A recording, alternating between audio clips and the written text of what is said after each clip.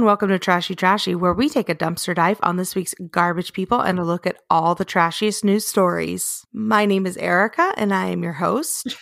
My name is Cassandra, and I'm your other host. What's up, girl?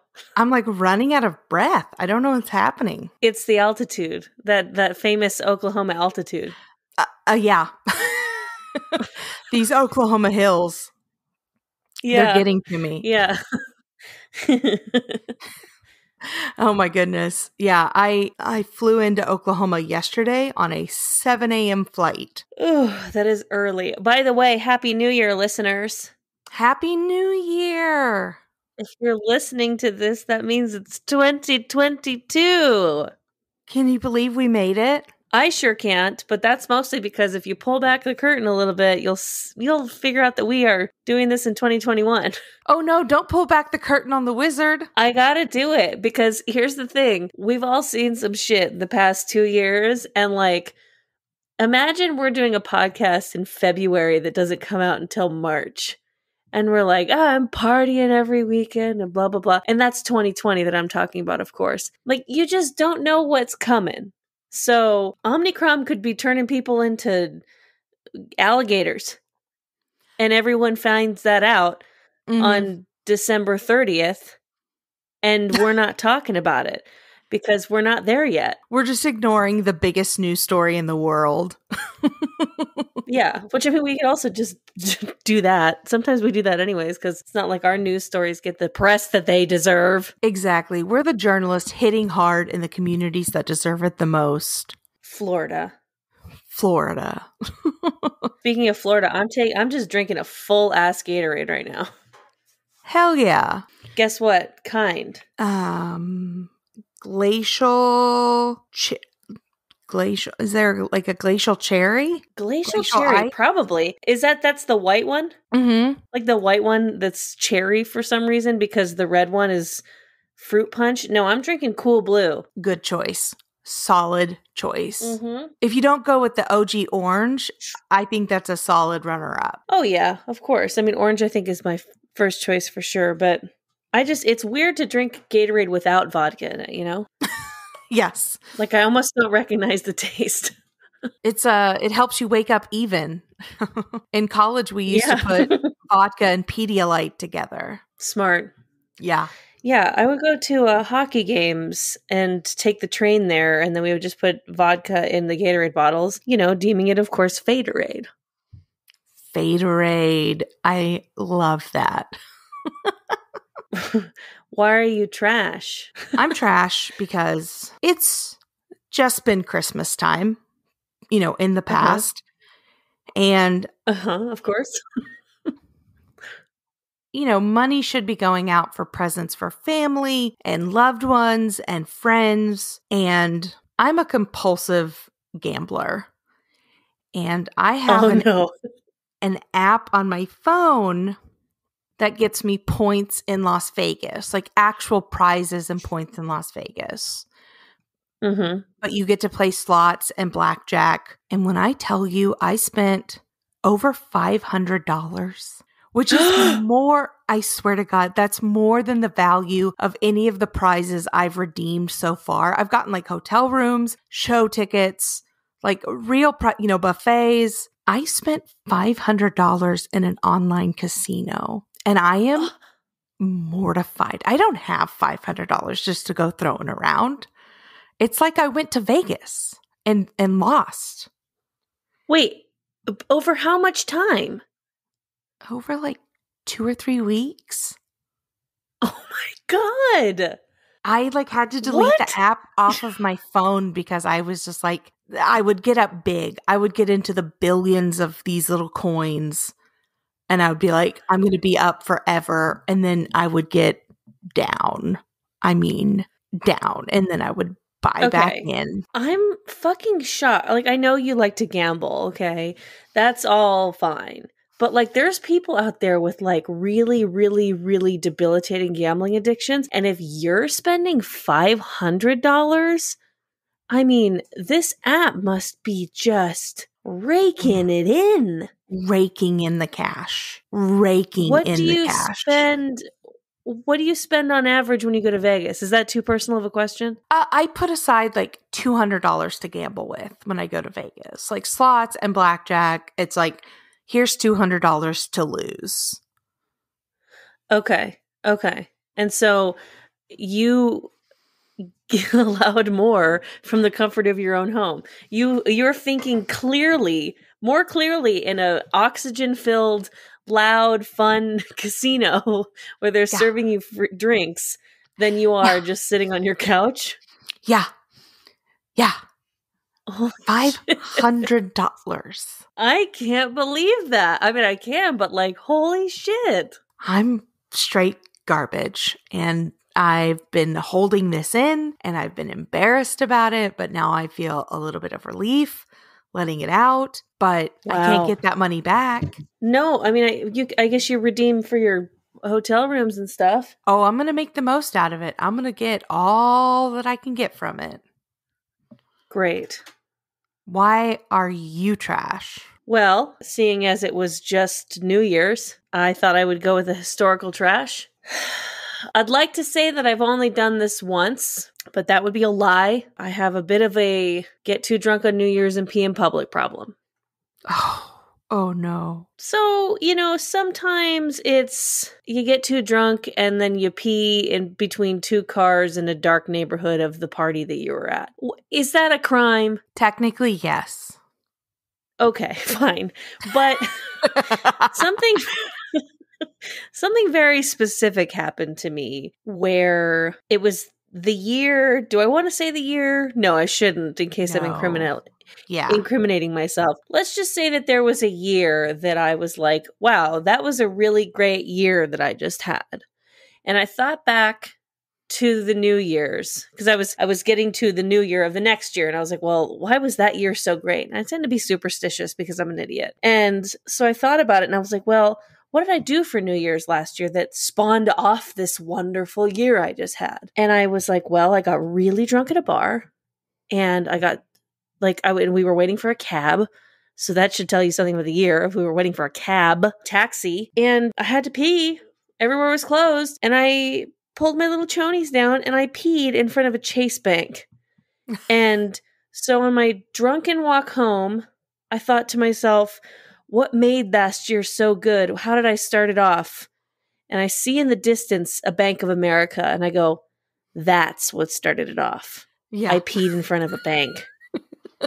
And so drunk with a whole new group of people than the last time I did this, I said, everyone, wait.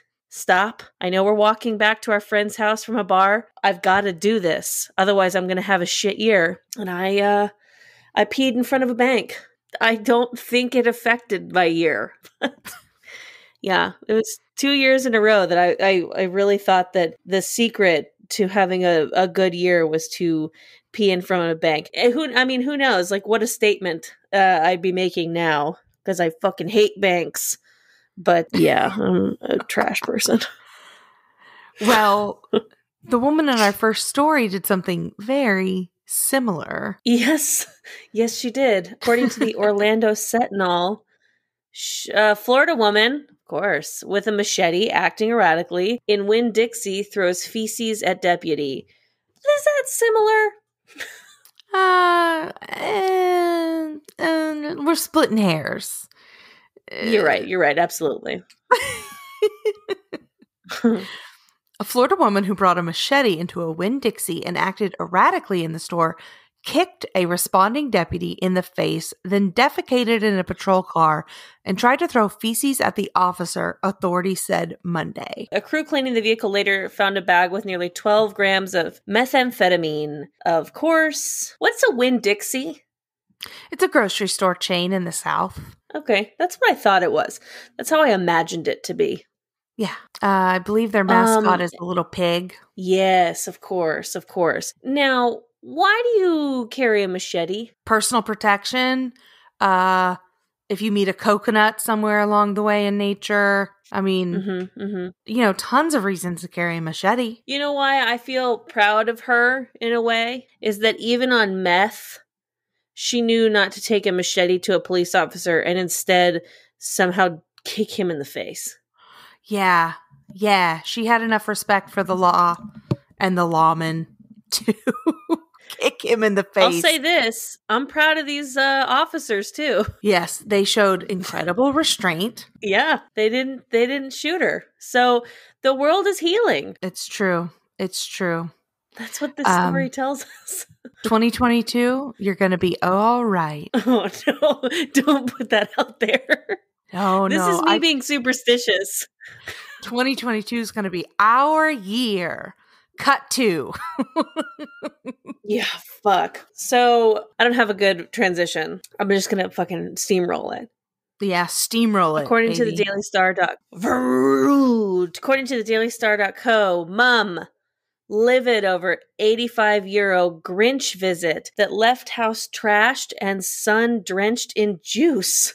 Internet users have shared their disbelief after a mom's fuming post about an expensive Grinch visit that saw the impersonator trash a buffet and pour juice on her son that went viral. What is this new trend of people paying? Like, is this new or do I just know about it now because of TikTok, of people paying other people to dress up like the Grinch and like sneak up on their kids? It's a new trend. I blame Elf on the Shelf. And, I actually saw a Reddit post the other day that it was an r/relationship and the girl had a Grinch fetish and is upset that her boyfriend won't dress up like the Grinch and bang one out with her. I don't want to kink shame, but it feels like a slippery slope. It feels real slippery. Mm-hmm. You do the Grinch once, and then she's going to expect it every Christmas. And then all of a sudden it's Christmas in July. The movies are on the Hallmark Channel, so we should do it again. And then before you know it, you can't have sex until you put on those long, weird, furry gloves. Yeah. If anything, the man's holding up the integrity of the relationship. How did Reddit respond to that? Because I'm curious. Because you can't force people to be into stuff they don't want to do. Yeah. I did not get into the response. I just saw the post and I said, not gonna touch this one.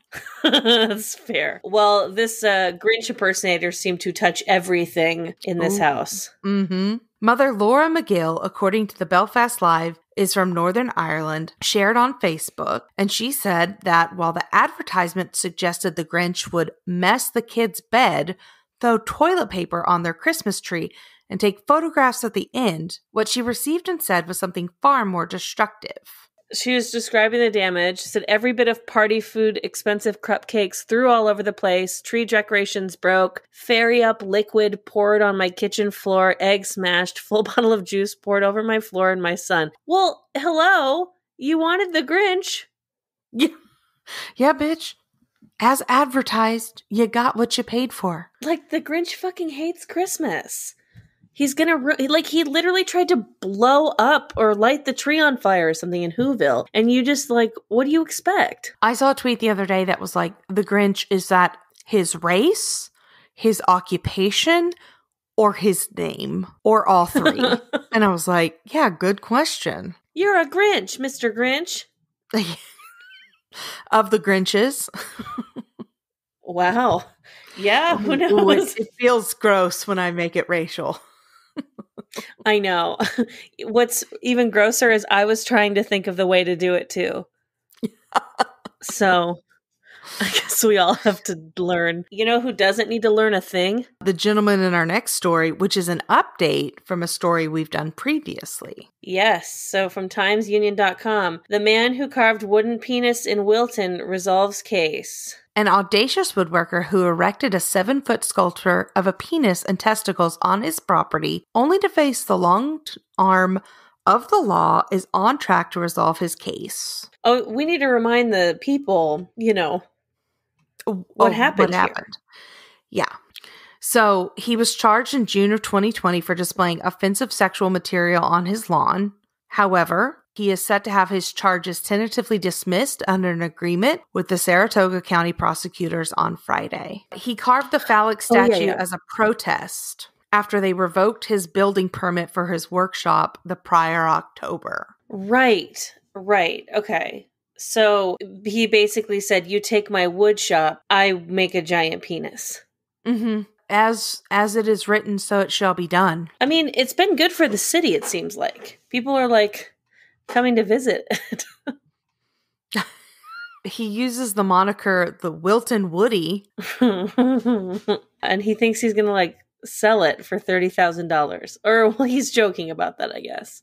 Yeah. He left a memorial reading castrated by the state police. I don't know if I said this the first time, but like maybe he's doing some bad stuff in his workshop, you know? like did the city pull it for no reason? Like, I don't he's a little bit I don't remember this story perfectly. So like and reading it with semi-fresh eyes, I'm like, but what did you do? Like, why did you react this way? You know, He did he agreed to move it out of the view of a public highway, so right. you know. I think protesting is the most American thing that you can do. And this is just a non-violent protest. You know, I'm surprised to hear you say that. I would think that a class action lawsuit is the most American thing you can do, in your opinion. Oh, you know what? That's probably number 2. Protest, class action lawsuit, hamburgers and hot dogs. Yeah. I was about to say the same thing. Really? Yeah. Who's getting food, right? Yeah. Oh, Americans, we do be like that. Yeah. Speaking of protesting, our next story deals with people protesting a little bit. From KTVB.com, the folks reviewing applications for vanity plates also seem to do a lot of backwards readings to ferret out submissions that don't meet standards. You narcs. You narcs. Many Idahoans who've watched the state's population skyrocket would agree. Sometimes traffic gets downright obscene. Hardly. But okay. But when it comes to making license plates, someone's making sure the drivers get through the dream state and keep it clean. I do remember us doing a story about Idaho and how there's part of it that wants to join Montana because they don't like all these new people coming into Boise, who are all Democrats and stuff. From New York that's City. Not true. That was Oregon. Oregon wants to join Idaho. Oh, I'm a fool. I don't even look at me bringing up things wrong. Jeez Louise. That's all right. Whatever. So, personalized plates in any language may not carry sexual term that is vulgar, obscene, or in poor taste, and may not consist of a term that is considered to be one of obscenity, contempt, prejudice, hostility, insult, racial degradation, ethnic degradation, profanity, or vulgarity. Vulgarity in there twice. Some of the plates that were rejected is Axhole, AXEHOLE. Dig Bic, BTEME, Shatbox, Clean AF, DAM. What's wrong with that? Bad 69 SS, W Rectum. Hardly knew him. Erica. That's funny. Stay in CA, stay in California. Oh, like stay in California. That's fair. I'm surprised that one didn't make it through. People really fucking hate Californians. Like, they fucking hate us. Hate us. Can you blame them? Why? No, I don't understand. We're just two girls who do a podcast every week talking about what pieces of shit we are. I don't understand. With perfect weather. I wore a light jacket today, okay? And Erica has altitude poisoning from being in Oklahoma.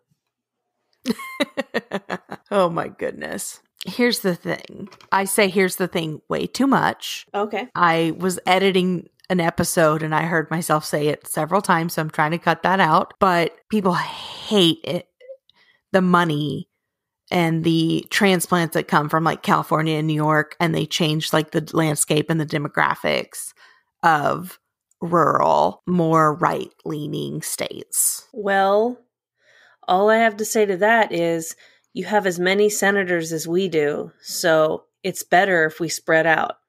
That's how it's fair. Yeah. Yeah. I mean, there's more people in the city of Los Angeles that are in the entire state of Idaho, probably. Mm-hmm. That's probably not too far off from the truth, so I don't know what to tell you other than sorry. Sorry. The next people in our story are probably pretty sorry as well.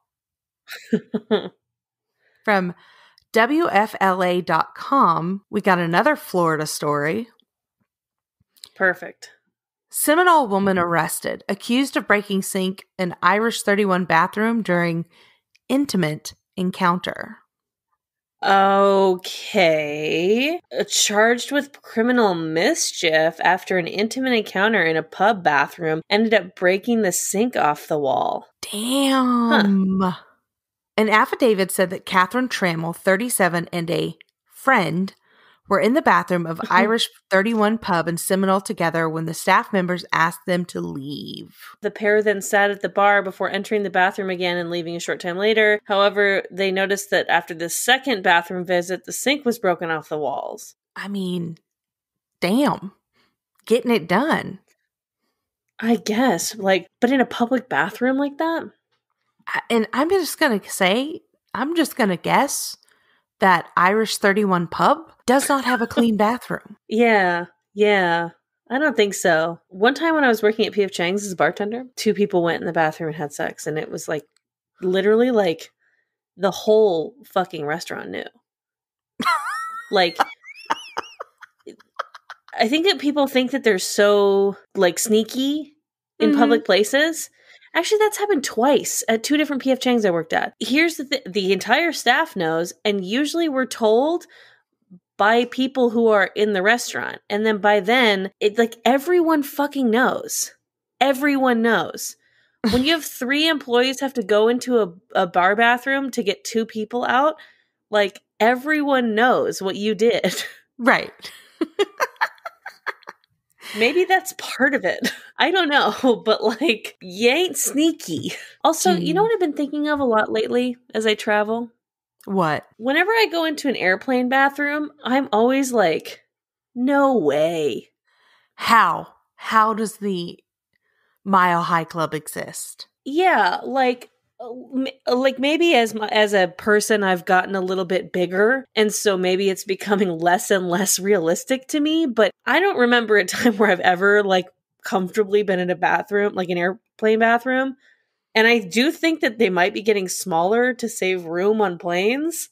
Because I feel like the newer the plane, the smaller the bathroom. That's not a thing. Why are we writing that into movies? No one can do that. That sounds impossible. Yeah. Regardless of what size I have been in an airplane bathroom, there's no way 2 people can fit in there with me. No. Or 2 people, not even 1 person. Hardly. Yeah. Anyways. I call BS. Anyway. So Trammell was arrested and read her rights, and then she admitted to getting physical with her friend in the bathroom and breaking the sink, but she did not elaborate exactly how the sink was damaged. I think we can put 2 and 2 together. I think so too. Yeah. What I can't put together is why the person in our next story did what they did. I like that one. I like that transition.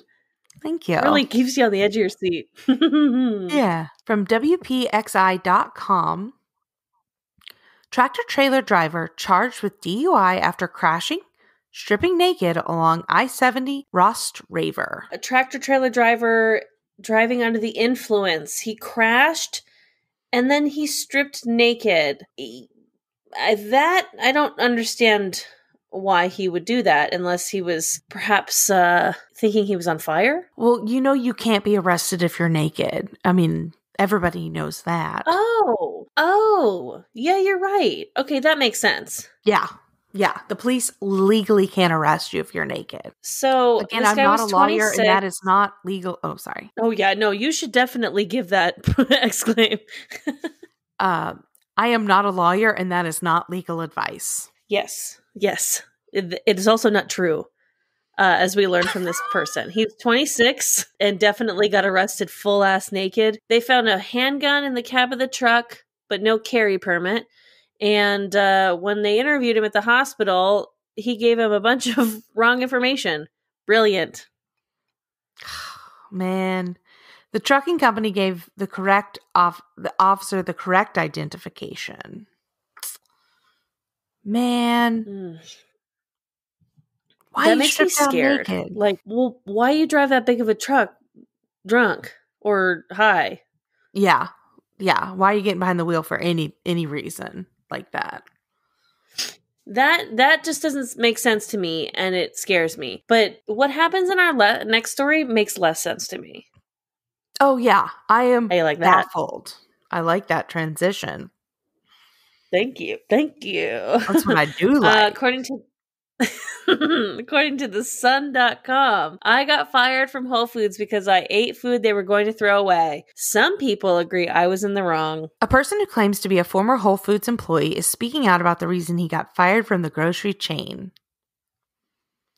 He stated he was terminated from the company for eating leftover baked goods that were destined for the trash, but some people say he's in the wrong anyway. I got hired from Whole Foods because I took home bagels and muffins that they were going to throw in the trash. They also threw away approximately 8 pizzas every night and told the hot foods department they'd get fired if someone ate some without paying for it first. The tweet sparked a huge debate about the Whole Foods practices, and some people sympathizing with the user and others arguing the grocery store was right to axe him. So this is interesting. I've worked at restaurants before where it's been like that you can take home stuff at the end of the day because it does straight up just go in the trash. But there were some like places that like some locations of said chain restaurant that was not P.F. Chang's. It was definitely another one. That sounds like it was P.F. Chang's. It really wasn't. It was another one that I worked at. But they considered it stealing.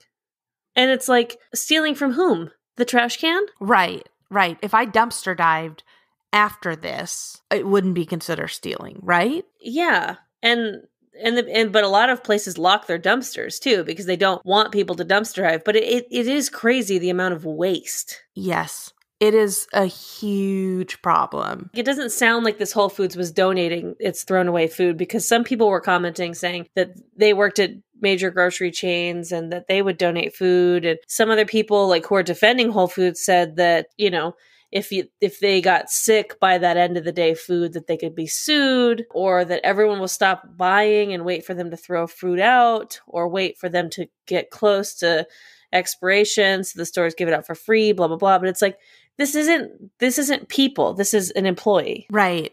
When I worked at the Tiger Paw, the gas station in my hometown, we had like a hot box of, you know, fried food, like corn dog and chicken strips and, you know, potato wedges.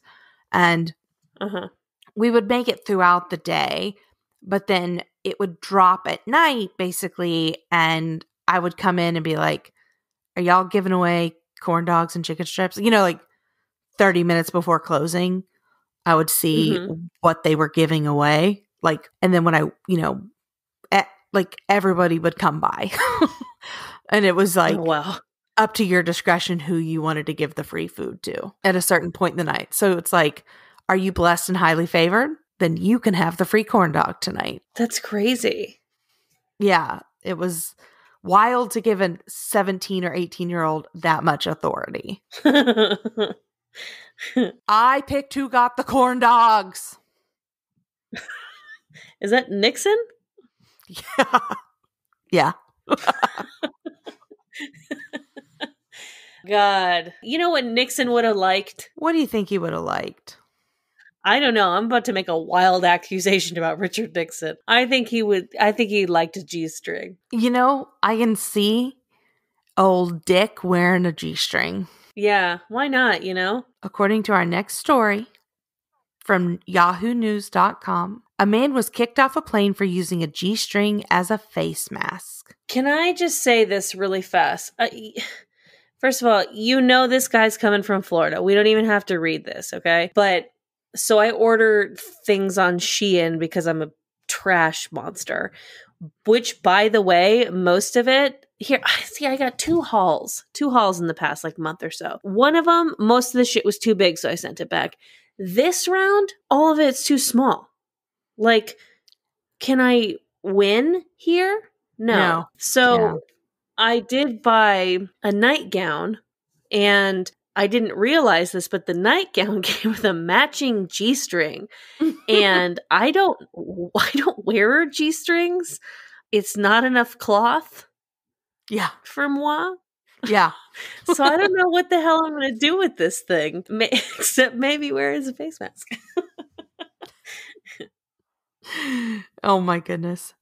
Footage of the man being asked to leave Washington, D.C. flight from Fort Lauderdale, Florida for not wearing a mask compliant was shared at the local news station WSVN. How did he get all the way to the plane? Great question. It's a federal mandate to wear a face mask inside of an airport and an airplane at all times over your nose and mouth. Thank you for complying. Fucking TSA was like, it's cool. We can see its panties. We're cool with it.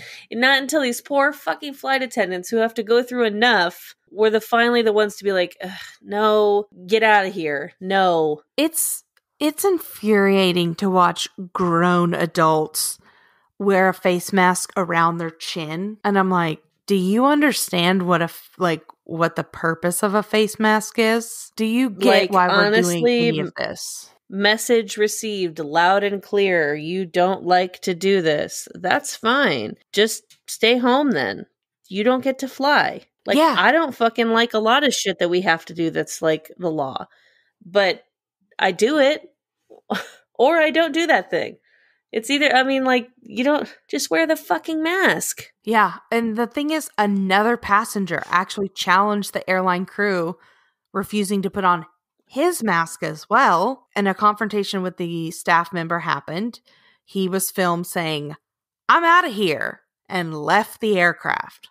You know, people don't understand what they're taking away from good people like you and me. They are like taking alcohol off of flights now permanently, unless you're in first class or something, because flight attendants are having to deal with so much bullshit. And you guys are we still have to wear the masks, and you're getting alcohol taken away. Please, I need this to fly. I need it. It's the only time that I ever indulge in tiny, tiny bottles of alcohol. Please stop it. Itty bitty. They're so cute. They're so cute, and the flight attendant gives me two. Only if you're good, and only if they like you. It's true. You ever get into a quarrel with your partner? How dare you ask me about my personal life? You know what? Immediately, I heard it, and I said, I crossed a boundary. You know, we have, but I don't remember that. Nothing memorable. You know what I'm saying? Yeah. Like, sometimes Winston will bring up a previous quarrel or fight, and I'm like, like sands through the hourglass, it's gone. However, yeah, I just don't remember. Mm-hmm. It's a trauma response, my poor memory. That's what I've chosen to believe. Sure. But in our next, we have a Dear Prudence from Slate.com. Oh, I love a Dear Prudence. I do. Help! I found my husband's list of every argument we've ever had. Wow. I am married to a very smart, very calm man. We get along very well. I'm a stay-at-home mom at the moment, and we have a lovely toddler. I, like a lot of moms, feel like a lot of my efforts are unseen, and it resulted in a fight the other night. It was nothing particularly toxic, but he left for a meeting and he left his computer on. It didn't take much to find a list that he's been keeping for a year of every quarrel that he's had with me. He's been keeping a list of things he feels I bullied him into, times when he felt like he was in the right. It's all there. This whole time I've asked him explicitly, are we okay? And he says we're fine, but there's a list. And now I have no idea what to do. I was snooping, so do I acknowledge that as well as the fact that he's keeping an active list of grievances? Do I go through the list and try to address each time I was wrong and pretend I'm just doing that by chance? There are things on there that I've always felt super insecure about and convinced that myself that he wasn't bothered by. I'm honestly so thrown off by this. What should I do? Is this divorce territory? Man, I don't know how I would be able to get past that, personally. I'm of two minds because one of me is like, I don't know how I could get over this ever. But the other part of me is like, damn, somebody that knows how to use Google Sheets really well, that's a turn on. Like if he's organizing fights, I'm like, just think of what else he could do in Google Sheets. Like he could use these powers for good. Yeah. Okay, so here's the answer that the article gives. Oh no, I'm sure that list was hard to see, but I don't think this is a crisis and certainly isn't divorce territory. You're going through a difficult patch as a couple and as parents, and we know now that his response has been to write things down. That's not bad. He didn't cheat. He didn't talk horribly about you behind your back. He didn't remove you from his life insurance policy. In the same way you wrote this letter to me about what was bothering you, he wrote down things that were bothering him. Should he feel betrayed by this letter? I hope you don't think so. What you saw was documentation of his thoughts that are similar to the ones I'm sure you've had after you've bumped heads. This does sound like an important sign that you need to be having more conversations, not just fights and disagreements, but check-ins about how you're feeling and doing, and more than, are we okay? You don't have to tell him you saw the list to initiate this. I think that would just open another set of issues around trust. Just promise yourself you won't snoop again, because snitches get stitches, bitch. Prudence did not say that. No, that was me editorializing. Maybe that means couples therapy, or maybe it means a good sit-down conversation in which you tell him something to make sure your relationship is strong, and it would like to know if there's anything you can do to make it better. The important thing is that you let him know it's okay to come up to you when something is bothering him. And of course, you should do it in the same. And of course, you should do the same. I gotta be honest. I don't agree with Prudence here. Yeah? What would you do? What would you do if someone's at home? Well, I've seen this on the internet a few times, and I think that I might agree with it just because of my own past experiences. If you're snooping through someone's phone or computer, your relationship might already be over. Mm-hmm. But what I hear in this advice is basically, okay, one more secret, but then after that, you guys have to be honest. If let's say the situation was reversed and I had some sort of list of every fight, and then all of a sudden my partner sees it and they're like suddenly really trying to be really open and communicative and address all these issues secretly, I'm going to be like, did they see my fucking list?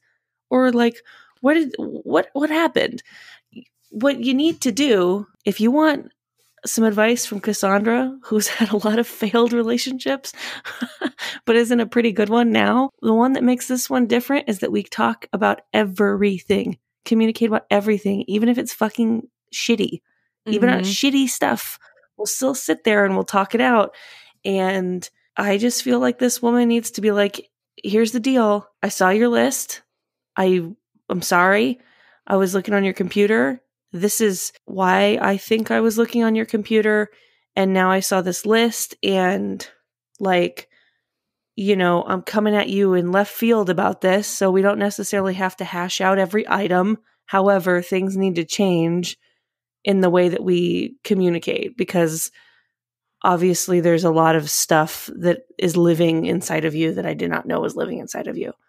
Yeah. That's, it's the same thing of you don't have to get divorced. You just have to communicate better, but don't keep the list as a secret.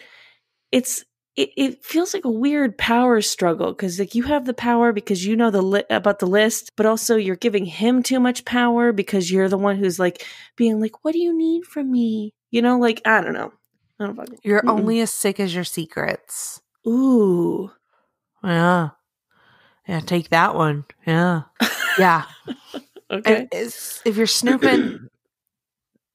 snooping, something's wrong. And I agree that she should be honest about the snooping. Right. Because, like, that's the thing. Everyone, like, when you snoop and then you find something and then you're like, should I say something about what I found? Because if I do, they're going to find out I was snooping. It's like, okay, well, but now you know. Like, so what are you going to do? I don't know. It's a whole thing. It's a whole damn Just don't thing. snoop. Just don't snoop. Yeah. Yeah, I don't know. Yeah. Hey, Cass. What's going on? Are you ready? Yes, I'm ready. Are you ready for the dumpster fire of the week? Oh my God. 2022 with that sting. Would that sting? Would that sting do?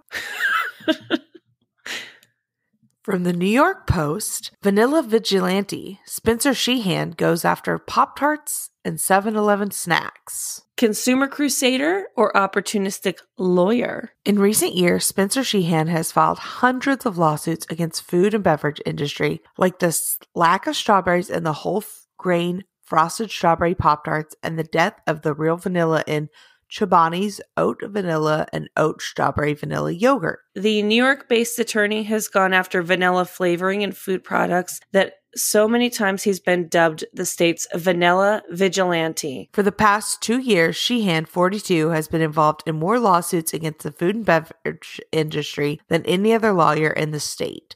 That's according to a new report in the American Tort Reform Association, a Washington, D.C. nonprofit that seeks to reduce lawsuit abuse. You know, I'm just going to answer the headline, in my opinion, or rather the first question. And I think that this guy is a consumer crusader. If you say vanilla, I want vanilla, not imitation or, white flavoring. Yeah, and maybe he is an opportunistic lawyer. Why can't you be both? Because it's not like these things that he's suing over are not ridiculous. Like they might be small potatoes in the grand scheme of like, how is this affecting our everyday lives? But it's a slippery slope. And like, we have to keep these food companies accountable because all this shit that he's suing about is just straight up chemicals, like food shaped chemicals anyways. And he's calling it out and being like, no, label your things food-shaped chemicals, not vanilla yogurt. Exactly. This is the consumer. Class action lawsuits are the consumer's way of holding companies accountable. I know, you love them. I love a class action lawsuit. 2021 promises to be a record year for food litigation filings, with more than 300 food cases filed to date across the country. In April, Spencer Sheehan's firm reached a $2.6 million settlement with Blue Diamond over its Almond Breeze vanilla-flavored products. While New York courts have been the most popular forum for these cases, thanks in large part due to the number of filings challenging the labeling of food products labeled with the word vanilla, Tobin told the Post, we have identified more than 120 suits filed over the last 2 years regarding vanilla. This is a remarkable trend and represented about a quarter of the overall food litigation filings in 2019 and in 2020. Dang, vanilla. I mean, like, why is it that hard to just put real vanilla in something? I guess so. I think it's just companies cutting corners and cutting costs. It's expensive. Yeah. The one time I was at my partner's parents' house and his dad made, I forgot what the dessert, I think it was like strawberry shortcake or something, and made the whipped cream himself. And so I sat down and took a bite and I was like, is there alcohol in this? No big deal. Why not? But is there alcohol in this? And his dad was like, no, of course not. Whatever. And everyone else at the table didn't chime in. And then my partner came and sat down and took a bite. And he was like, Dad, what? Why is there so much alcohol in this? And I said, okay, right? And then finally everyone chimed in. It was like, yeah, it's a little boozy. I just made that story to sound like no one respects my opinion there. That's not true. I think that no one else wanted to be the person to second that it tasted like alcohol because they didn't want to seem like they were insulting the chef. Right. It turns out he used pure vanilla, but like from Costco, but it was like literally pure vanilla. Most of the stuff that we use for baking, like as common folk, is imitation vanilla. That pure vanilla is like 12% ABV, or it's like something strong. It's high in alcohol content. If you use too much of it, you're gonna end up with some boozy tasting whipped cream. So like that, not to come to the defense of these fake vanilla places, but maybe they're just like, we're trying not to get kids drunk on our cereal. I mean, it sounds like you should be a shill for these yogurt companies. Probably make more money. Expert witness. Mm-hmm. So Shein began 2021 by filing a class action lawsuit against 7-Eleven's marketing of Yum-Yins crunchy onion snacks. Man, that sounds a lot like Funyuns, but it is definitely Yum-Yins. And according to the court papers, a bag of snacks, which are shaped like onion rings and feature images of green onions, but only contains onion powder. I mean, we're splitting hairs here, you guys. Well, since each onion, a bulb, root, stem, skin, has a unique flavor and aroma compounds, onion powder necessarily is unable to provide the oniony flavor appreciated by consumers, says the class action complaint filed in Manhattan's Southern District Court. So this needs to be chemical onion circles. Chemical crunchy onion circles is what you need to call your chip, because here's the deal. I like the taste of a Funyun, which again, I know these are Yum-Yins, but you know what they're trying to, rip off. I like the taste of that though. If it actually tasted like a straight up onion, I would be like, oh, I don't want to eat that as a chip. I don't care for a Funyun myself, or a Yum-Yun, but I want you to get the premium. I want you to have the best. Thank you. Yeah, you really don't like onions. I like them, but you just don't fuck with them whatsoever. I'm getting better at like eating like cooked onions and like fajita mixes. I can eat like cooked onions, but yeah. Yeah, for anyone who doesn't know this about Erica, she's a bit of a picky eater. I am. It's unfortunate. That's okay. I mean, everyone's got their thing. You can't be perfect. You're nearly perfect. Nearly. Like everything about you kind of floats above modern mortal. I've always thought this, but then when I see you order a taco without cilantro and onions, I'm reminded, oh, she is still a person. She too bleeds. She was about to be a goddess. Yeah, she still bleeds. Well, thank you. It was that moment. Yeah, it was that moment. And when we were in Barcelona and I was eating fish by myself and you sat there and watched me eat it because you insisted, no, I want you to have this experience and enjoy this. I'm not going to have any. And so like you sat there and watched me eat some of the best fish I've ever had in my life. Yeah.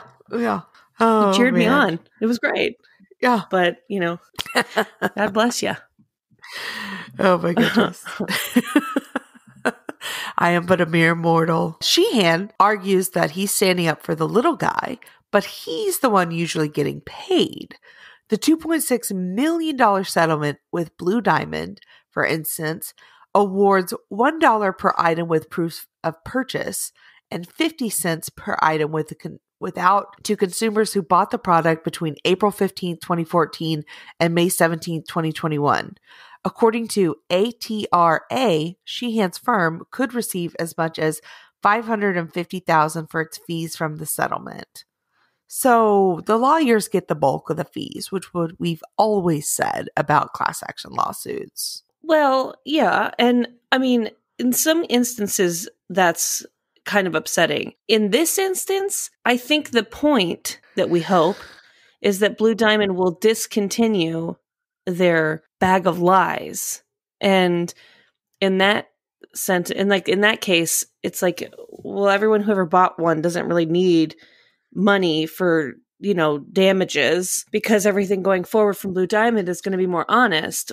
The people who deserve the money are the lawyers who made it happen. That is not always the case with class action lawsuits. If it's a class action lawsuit of like employee abuse and all that kind of stuff, obviously we need to pay out money and stuff more than just going to lawyers. But in this case, it's kind of like, this is like Robin Hood if Robin Hood kept most of the money. Yeah. Like, yeah, exactly. I don't know. You know what this is like? This is like if the U.S. government actually taxed billionaires. If they actually taxed billionaires, we wouldn't have to pay as much or whatever. Like, they would definitely keep all of it. We wouldn't like get anything from it, but maybe it would be better, right? I like that. Yeah. I want to know what this lawyer's like boat that he no doubt owns is called. The Vanilla Vengeance is what I would call it. Yeah. I would call it like natural food, the natural food, or I would call it Don't Tell My Wife. Whatever fucking stupid shit boats are usually called. My second wife. My second wife. I ride this one more than my first wife, that's for sure. Ayo, high five. Yeah. I don't know anything about this man. I don't know anything about boats. Oh my goodness. Erica. Yes? I gotta ask you a question. Okay. Are you hoarding anything? I am. If and so you live somewhere where you can go drive to see the snow, take yourself up to a mountain and go see the snow. It's just magical. It's beautiful, and it's totally worth the trip. It's something I do every New Year's Day with my partner. We take our hungover bodies and we drive up to the mountains of California and we go see snow. And I just would recommend, if you live somewhere, go see the snow. That's sweet. Yeah. Are you hoarding anything? Yeah. So, here we are, the first show of 2022. And what? New Year's resolutions. Whether you do them or you don't. I had a system that I did a couple years ago, or like a few years ago, that I have decided to re-implement this year because it was fun. You write down, it's called a resolution jar. So write down 5, 10, 20, whatever resolutions that you want to do for yourself that are realistic, that you can accomplish in a year. So like big or small, whatever, whether it's like, go through my closet and throw away old clothes, or it's, get a raise, like some things that you want to do over the course of the year. Write it all down, put it in a mason jar. Okay. Maybe you keep an extra notepad of it on your phone so you remember. But what I like about the jar is that A, your resolutions are written down so you don't forget. And B, every time that you do one, pop $1 in there or something, or like check it off, do something to indicate that it was done. That way, New Year's 2023, 1 year from now, you can open the jar and like see how much you actually accomplished in a year. The things that you set out, because we forget what we do all year and we forget our tiny accomplishments and stuff. And so I just like a little bit of a reminder of like, because we don't know what kind of year 2022 is, and I fucking damned if I speculate, but maybe it'll be nice to revisit this jar and go, okay, well, I did this and I did this and I did this and I did this. And like, you know what?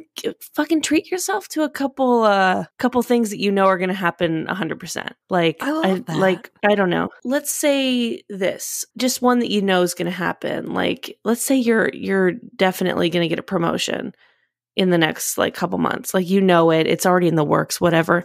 Just write that down, get promoted, and then pop $1 in when it happens. Just things to remember. So that's what I recommend as a resolution jar. And if you're like me and you don't start your January resolution kind of time until the second week of January, because to ask anyone to do anything after New Year's, in my opinion, is unreasonable, then you're listening to this at the perfect time, because this came out on January 3rd.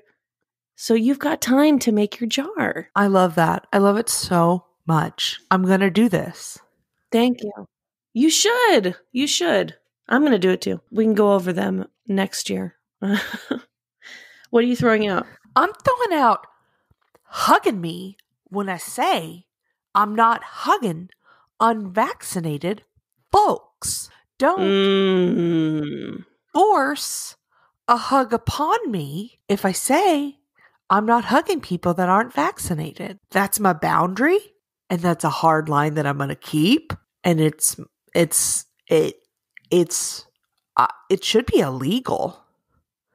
I should be able to call the cops on you if you hug me against my will.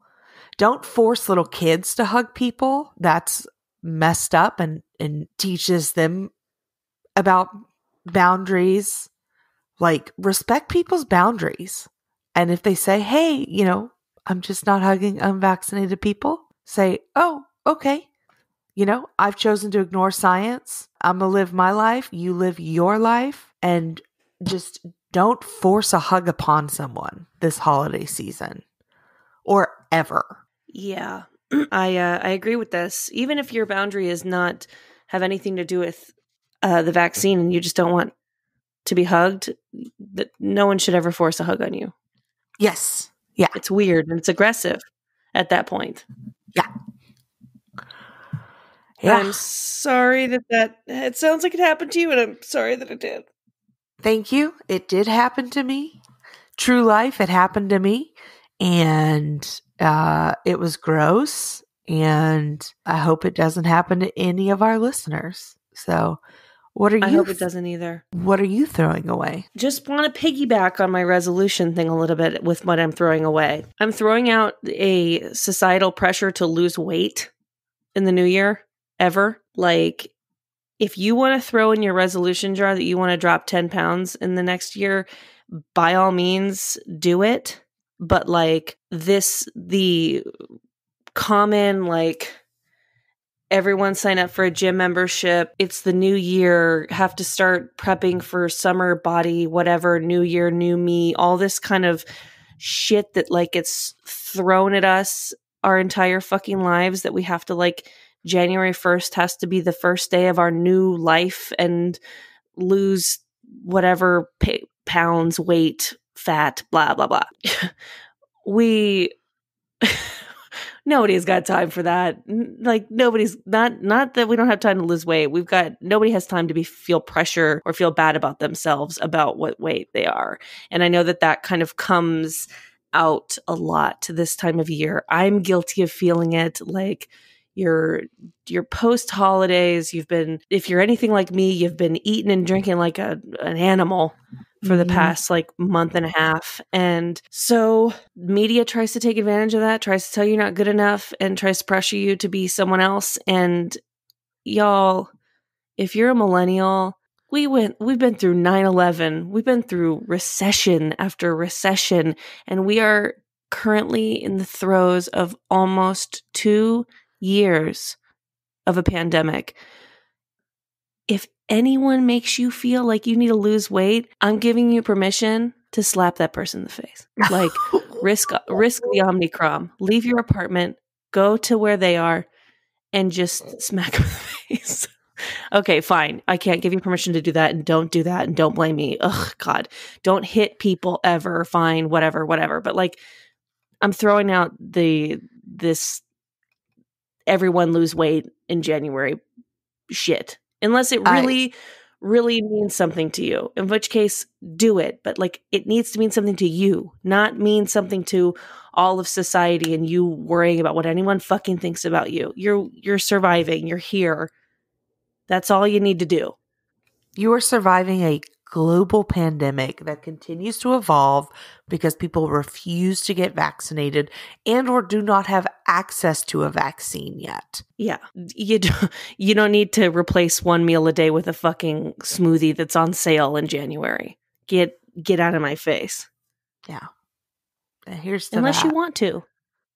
I'm not trying to make anyone feel bad, by the way, if they really do want to lose weight. I'm just saying, don't fucking feel pressure to do it. Yeah. Well, where can the people find you? I'm thinking about changing my Instagram name and my like Twitter handle.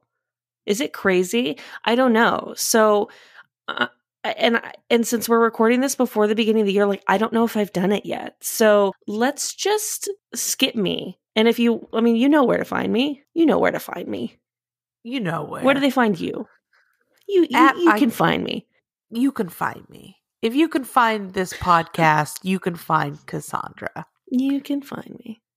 You can find me at Iconic Erica Curry on Instagram and at Gillygal on the Twitter. And you can find this podcast at Trashy Trashy Pod on Instagram and on Twitter. We will not be changing the name. And you can find our website at trashytrashypodcast.com. Same thing with our Gmail, trashytrashypodcast@gmail.com. Email us why you're trash. Tell us your Vegas stories. I canceled a Vegas trip recently because of Omicron.